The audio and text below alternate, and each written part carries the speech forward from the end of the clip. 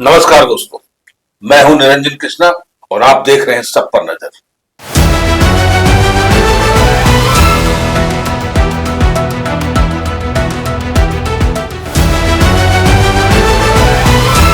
चलिए, एक ऐसा जमीन का मामला जहां पे सीओ साहब ने भी इजाजत दे दिया, सर्किल इंस्पेक्टर ने भी इजाजत दे दिया, लेकिन उसके बावजूद भी जब ये लोग जमीन पे अपना काम करने गए तो विपक्षी दल ने इनका मार मार के बुरा हाल कर दिया। साथ में इनके पिताजी को भी मारा, जो अभी पीएमसीएच में हॉस्पिटलाइज है। अब सवाल उठता है कि हम जानकारी लेना चाहते हैं कि आखिर ये मामला का तुल क्यों पकड़ा, क्या मामला है। सबसे पहले अपना परिचय दीजिए। सबसे पहले आपके चैनल के माध्यम से नमस्कार जोहार।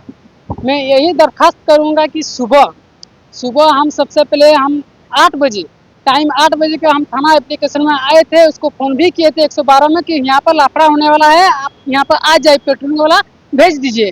लेकिन अदरवाइज उन लोग अभी थाना प्रभारी अभी तक कुछ संज्ञान में नहीं लिया गया है। सुबह से हम फोन किए हैं तो अभी तक वहाँ पर पेट्रोलियम नहीं पहुँचाया गया है, जबकि हम दरखास्त भी दिए हैं। ये हादसा में होने के बाद भी हम फिर से और एक बार 10 बजे के समय में दरखास्त भी दिए हैं कि यहाँ पर ये मेरा हाल किया है, उसे आप संज्ञान में लेने के लिए आप कष्ट करें, संज्ञान में लें।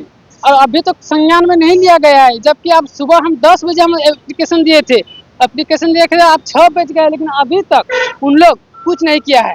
ना अभी पेट्रोलियम वाला भेजा है, ना उन लोग को अभी जेल घुसाया गया है। मैं यही सरकार से निवेदन करूंगा कि आप जल्द से जल्द आप डीसी रहो, चाहे एसएसपी रहो, चाहे कोई भी रहो, आप कागज पत्र के आधार पर जांच करके मेरा हक और जो मेरा बनता है वो दिलाने के लिए आप लोग कष्ट करें। ये बताइए कि ये जो आपके ऊपर जो हमला किया था, ये किसने किया था? वो रऊफ अंसारी, पिता का सिद्दीक अंसारी, पिता का नाम है सिद्दीक अंसारी और दूसरा नाम है अमन अंसारी, पिता सिद्दीक अंसारी। ये दोनों है, इन लोग दोनों हम लोगों को पीछे वार करके हम लोगों को ये घायल किया है।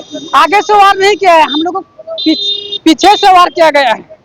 हाँ, ये कितने बजे की घटना, कब? ये घटना 10 बजे है। मैं यही दरखास्त करूंगा, मैं बार यही जितना पदाधिकार सबको मैं दरखास्त देना चाहता हूँ, फिर से आप इंक्वायरी करके, आप कागजात के आधार पर इंक्वायरी करके मेरा हक दिलाने के लिए कष्ट करें। मैं यही दरखास्त बार देना चाह रहा हूँ।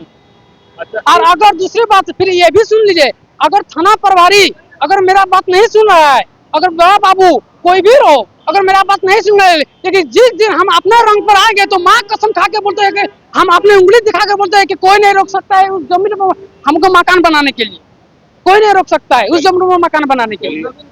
है कि आपका?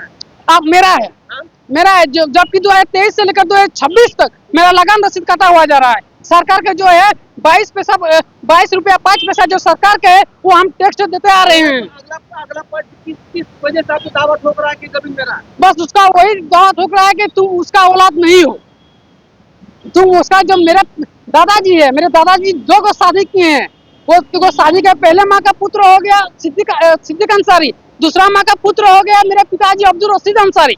बस वही दोनों का पक्षों की बात यही है कि उन लोग बार उन विवादित चल रहा है कि जमीन के विवादित बार है। इससे पहले आप सीओ के पास आवेदन दिए थे? हाँ, सीओ को दिया, सीओ में वहाँ पर आवेदन दिए, वहाँ पर साइन भी हुआ है और सीओ भी ऑर्डर भी दिया गया। हाँ, पेपर है, बिल्कुल पेपर है। हाँ, पेपर है। हाँ, पेपर दिखा लीजिए। हाँ, मीडिया की तरफ से हम पेपर देख सकते हैं। हाँ, बिना पेपर कोई नहीं बोलेगा, पेपर यहाँ मिलेगा। हाँ, पेपर की हम दिखा रहे हैं, रुकिए 1 सेकेंड, हमको थोड़ा समय दीजिए। देखिए, ये मेरा है, आप देख सकते हैं, आप मेरा मोबाइल के आधार पर ये है मेरा सीओ का आदेश देने वाला है, वो है यहाँ एप्लीकेशन वो दरखास्त दी है, उसका साइन भी किया है।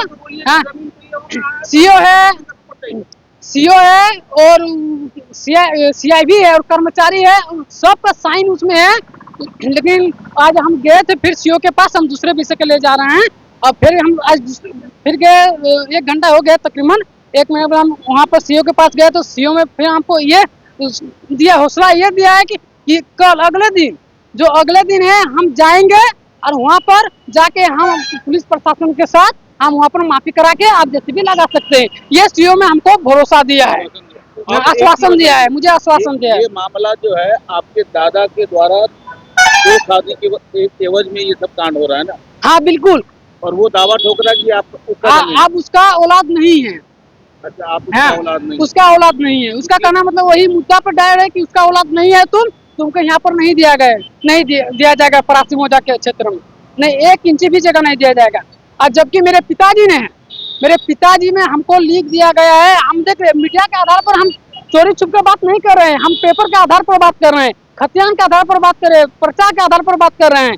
मैं ये है, मेरे पिताजी में हमको 42 डिसमिल हमको लिख दिया गया है, लिख दिया, तो कि उन लोग समर्थन था, उन लोग सिद्दीक भी समर्थन था, रोब भी समर्थन था, आमन भी समर्थन था कि यहाँ पर आप वो अपना हिस्सा पर लिख दिया गया है, लिख दिया गया है अपना आधार पर, वो अपने हिस्सा में जो किया जाए, वो अपना बिक्री अपने बेटे के नाम पर लिख दे, चाहे वो किसके नाम पर लिख दे, उससे कोई मतलब मेरा नहीं है। वो बोला है सिद्दीक अंसारी, वो बोला है, वो जिसके आधार पर उससे कोई मतलब नहीं है।